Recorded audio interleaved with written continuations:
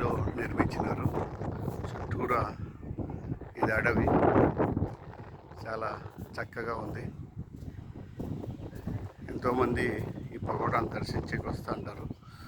చాలా తెల్లటి పెయింట్తో, తెల్లటి కలర్తో చాలా చక్కగా నిర్మించారు. ఇది శరణం గత్యామి అనే నినాదంతో నిర్మించినారు. అది చైనీస్ లాంగ్వేజ్. అది బుద్ధుడు కింద శిష్యులు, వాళ్ళ కుటుంబం ఉంది. ఇక్కడ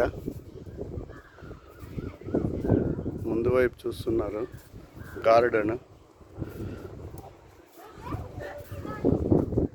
ఎదురుంగంతా చక్కగా డెకరేషన్ చేసినారు.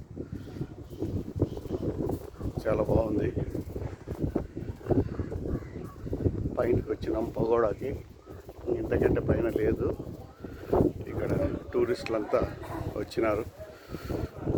ఇక్కడ మెయిన్ స్టాచ్యూ బుద్ధుడు చిన్నప్పుడు ఉండేది ఇది.